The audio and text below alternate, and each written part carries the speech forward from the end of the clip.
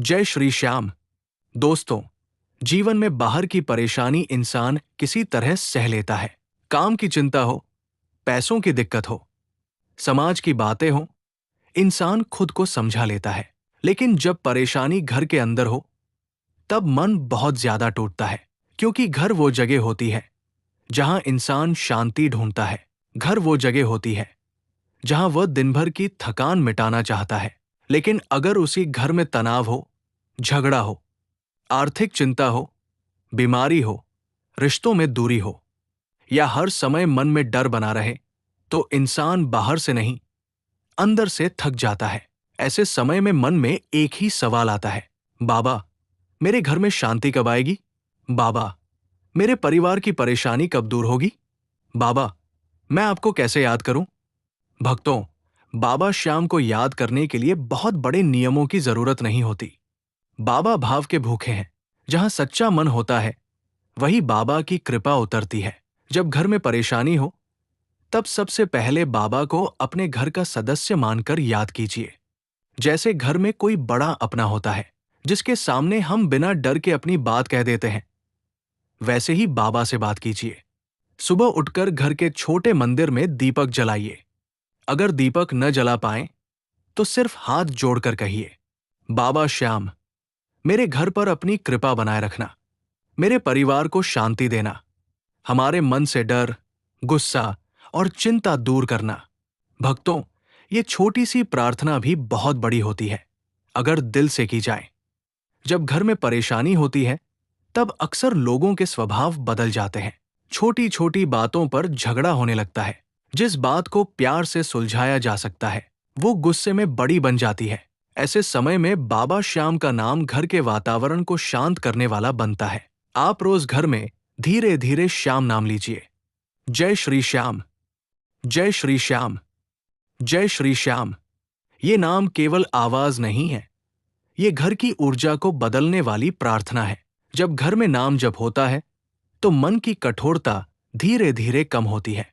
गुस्से की जगह धैर्य आता है, चिंता की जगह भरोसा आता है, और डर की जगह ये एहसास आता है कि बाबा हमारे घर के साथ है। अगर घर में बीमारी की परेशानी है, तो बाबा से कहिए, बाबा, हमें हिम्मत देना, जिसकी तबीयत खराब है उसे शक्ति देना, और हमें सही इलाज, सही निर्णय और धैर्य का आशीर्वाद देना। अगर घर में पैसों की दिक्कत है, तो बाबा से केवल धन मत मांगिए। ये भी कहिए, बाबा, हमें सही मेहनत का रास्ता दिखाना, फिजूल खर्च से बचाना, समझदारी देना, और हमारे घर की जरूरतें पूरी करने की शक्ति देना।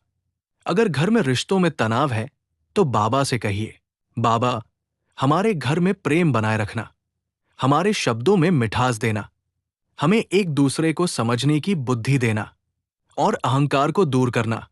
अंत में बस यही कहना चाहूंगा, अगर आज आपके घर में परेशानी है, तो घबराइए मत। बाबा श्याम को अपने घर का सहारा मानिए।